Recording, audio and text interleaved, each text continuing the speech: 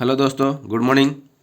तो आइए आज आप लोग को पाँचवा प्रैक्टिस जो सेट चल रहा है, मतलब 50-50 क्वेश्चन का, वन लाइनर का, ये आप लोग का सीटेट और भी टेट एग्ज़ाम के लिए बहुत ही महत्वपूर्ण है।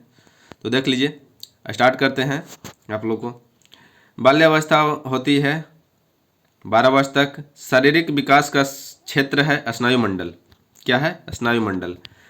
विवेचना रहित विचार की अवस्था मानी गई है। विवेचना रहित विचार की अवस्था मानी गई है 4 से 7 वर्ष तक। बुद्धि का त्रिक बिंदु सिद्धांत किसने दिया था? बुद्धि का त्रिक बिंदु सिद्धांत स्टर्नबर्ग दिए थे। इन्होंने बुद्धि को 3 भागों में बांटा था। पहला विश्लेषणात्मक बुद्धि, दूसरा व्यवहारिक बुद्धि और तीसरा सृजनात्मक बुद्धि। देखिए, शरीर रचना का सिद्धांत किसने किया था? शरीर रचना का सिद्धांत किसने किया था? तो शेल्डन महोदय किए थे। कौन थे किए थे? तो यह सब याद रखिएगा, शेल्डन के द्वारा किया गया था। अगर पूछ ले प्रोजेक्ट विधि का प्रतिपादक किसने किया था? तो किलपैट्रिक। प्रोजेक्ट विधि का प्रतिपादक किसने किया था? तो किलपैट्रिक महोदय के द्वारा किया गया था। ठीक है। अगर डाल्टन विधि का प्रतिपादक अगर पूछ ले, डाल्टन विधि, आप लोग को कमेंट बॉक्स में कमेंट करके बताने के लिए भी बोले थे पहले वीडियो में। तो डाल्टन विधि का जो प्रतिपादक थे वो विलियम हेनरी मिस हेलन पार्कस्ट किए थे। ठीक है।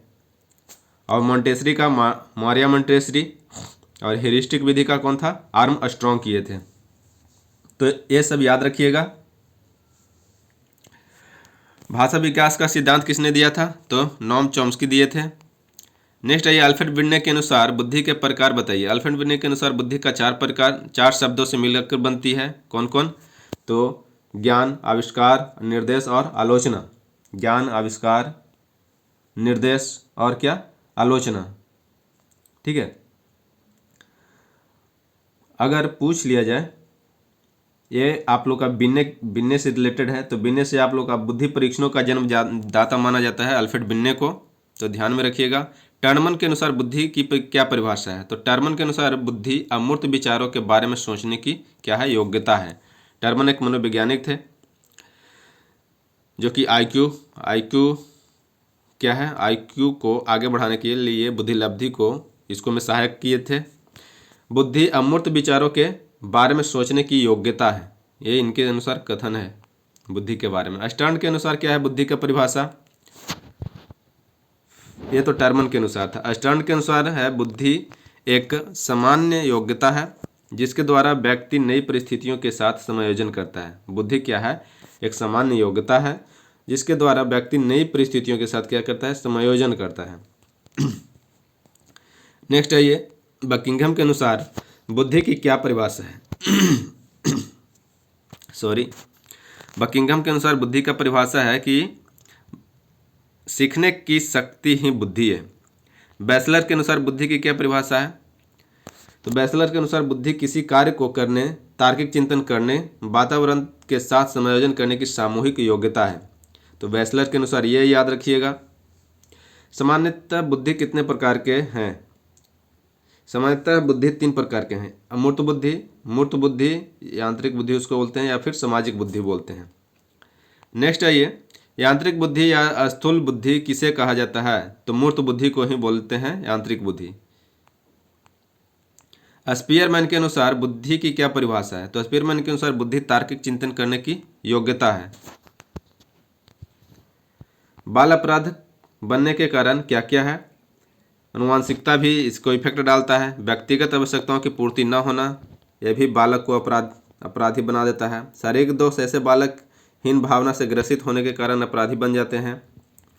घर का वातावरण अशांत होना, कुसंगति के कारण दादा दादी का अधिक लाड प्यार, अस्तरहीन मनोरंजन, माता पिता का गरीब होना, पक्षपातपूर्ण व्यवहार, माता पिता का तलाक आदि, इन सब इत्यादियों से क्या होता है कि बालक को अपराधी दिमाग का होना पड़ता है, मतलब कि वो बन जाता है। इसीलिए घर में उसके साथ में अच्छे से व्यवहार करना चाहिए। बच्चे को वक्त पढ़ने पे क्या होना चाहिए? डांट फटकार भी पड़ना चाहिए, न कि लाड प्यार में बिगाड़ते रहिए। यदि किसी जटिल कार्य के केवल एक पक्ष पर ध्यान दिया जाता है और दूसरे पक्षों की अपेक्षा की जाती है तो पठार बन जाता है। यह कथन किसका था? तो स्टीफेंस के कथन था। शिक्षा के उद्देश्यों का वर्गीकरण किसने किया था? तो वीएस ब्लूम ने किया था। ब्लूम टेक्सोनोमी आप लोग को बताया जा चुका है। सीखने के प्रभावित करने वाले तत्व नहीं है। अब सौंदर्यानुभूति ये नहीं है। 4 ऑप्शन रहेगा, एक छांटना रहेगा, तो ये वाला आप लोग का ऑप्शन हो जाएगा सौंदर्यानुभूति। अनुकूलित अनुक्रिया सिद्धांत किस मनोवैज्ञानिक ने दिया था? तो ये आप लोग को दिया था, पॉवलोव के द्वारा दिया गया था। बहुतत्व मानसिक योग्यता सिद्धांत के प्रतिपादक थे कैली एवं थर्स्टन। ज्ञानात्मक उद्देश्यों में किसकी विधि का उपयोग किया जाता है? तो रॉबर्ट मेगर। सीखना या अधिगम आदतों, ज्ञान और अभिवृत्तियों का अर्जन है। यह किसका कथन था? तो क्रो एंड क्रो का कथन था। शिक्षा के उद्देश्यों का मुख्य रूप से विकसित किया जाता है, ब्लूम टेक्सोनोमी ने बोला था। सीखना प्रक्रिया का आधारभूत पक्ष हो सकता है निरंतरता का। समूह गत्यात्मक सिद्धांत के प्रणेता कौन थे? कर्ट लेविन थे। वह कौन सा चक्र है जिसमें सीखने की आरंभ में सीखने की गति तीव्र होती है तथा क्रमशः मंद होती है? तो उन्नतोत्तर वक्र होता है। ये आप लोग का जो अधिगम वक्र बताया गया था पिछले वीडियो में, अगर नहीं देखें तो जाके देख लीजिएगा कि अधिगम वक्र क्या था और किस किस तरह से था। पहले क्या था कि सीखने की गति मतलब तीव्र होता है, तो इस तरह से आप लोग का ये है, ठीक है। तो पहले देखिए, पहले क्या होता है? गति तेज होती है और फिर क्या होता है? घटता है। शुरुआत में गति तेज और फिर गति घटता है, उसको बोलते हैं इस तरह का उन्नतोत्तर वक्र, जिसको बोलते हैं नेगेटिव एक्सेलरेशन कर्व बोलते हैं। तो ये आप लोग ध्यान रखिएगा कि ऋणात्मक वक्र जो होता है धनात्मक अनिच्छा कारणों के द्वारा क्या होता है? पहले तीव्र होता है, उसके बाद फिर धीमा हो जाता है।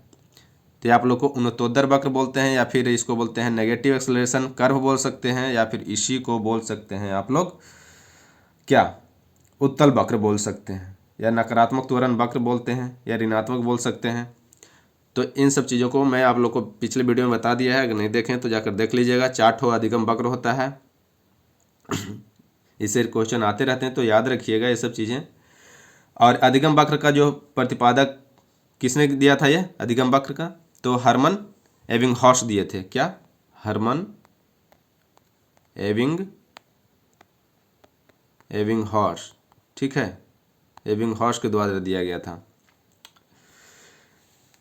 कितने टाइम में कितना सीख पा रहे हैं वही क्या है? अधिगम वक्र है। कितने टाइम में कितना सीख पा रहे हैं वही अधिगम वक्र है। अधिगम इधर आता है और टाइम इधर आता है, तो कितने समय में कितना सीख पाता है वही क्या आता है? अधिगम वक्र होता है। सरल रेखीय वक्र जो होता है आप लोगों को बताए ही थे, इस तरह का सरल रेखीय वक्र होता है कि सेम टाइम में सेम मतलब कि लर्निंग करता है, अधिगम करता है। शिक्षण का अधिगम प्रबंध प्रत्यय के प्रवर्तक के डीजे है, आई के डीजे है, डेविज है, ठीक है। अनुभव और प्रशिक्षण द्वारा व्यवहार में परिवर्तन लाना ही अधिगम या सीखना है। अधिगम और अनुभव और प्रशिक्षण द्वारा व्यवहार में परिवर्तन लाना ही अधिगम है। किसका कथन था? तो गेट्स का कथन था। पूर्णकारवाद के जन्मदाता, जैसे पूर्णकारवाद मतलब कि समग्र जो आता है, समग्र आकृति या फिर गेस्टाल्टवादी जो होते हैं, गेस्टाल्टवादी जो होता है ये आप लोग का बर्दाइमर महोदय, कर्ट कोफका और कोहलर महोदय, ये सब मिल के गेस्टाल्टवादी लोग थे, कोहलर ये सब, ठीक है। तो ये सब पूर्णकारवाद को जन्म दिया है। मेनली रूप से बर्दाइमर महोदय का इसमें ज़्यादा योगदान था।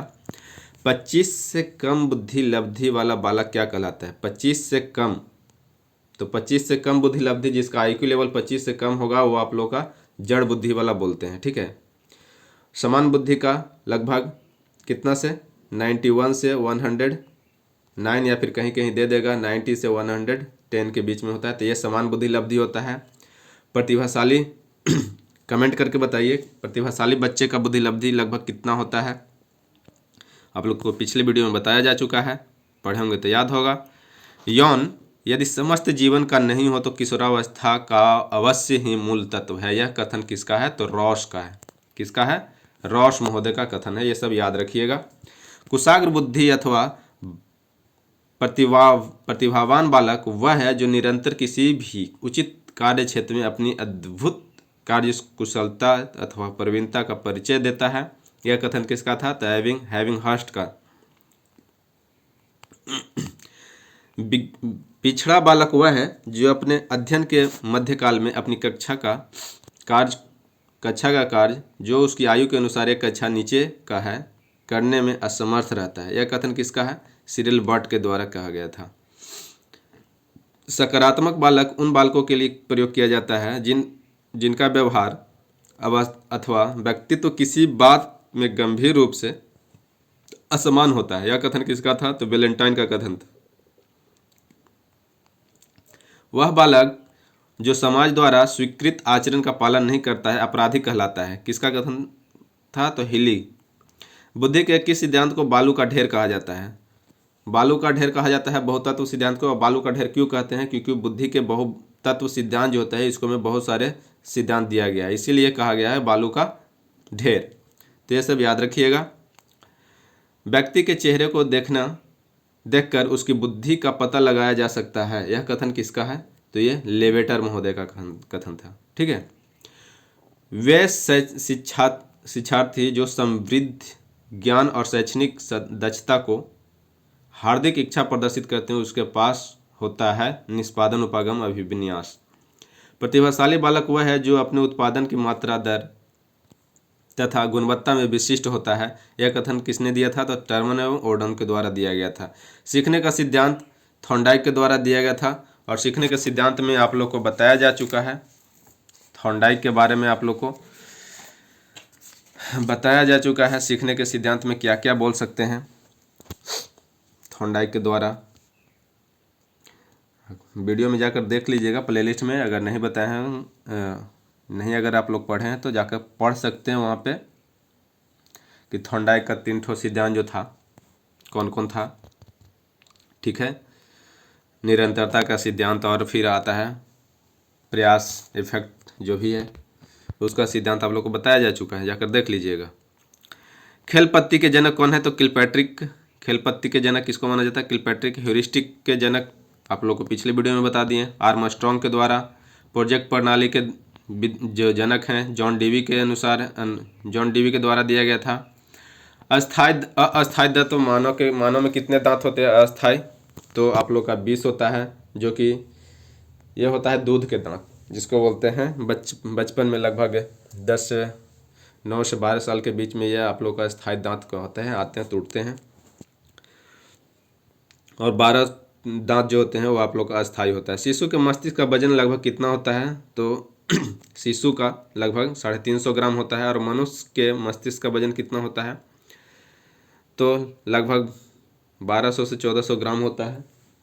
ठीक है। स्वस्थ मनुष्य का इतना हो जाएगा 1400। जीन पियाजे ने जिनेवा में किसकी स्थापना की? हाँ, जीन पियाजे ने जिनेवा में किसकी स्थापना की? तो लेबोरेटरी स्कूल की स्थापना की जिसमें उन्होंने मनोविज्ञान की कई प्रयोग किए थे। जीन पियाजे के द्वारा रचित पुस्तक का नाम क्या है? तो language and thought of the child. Language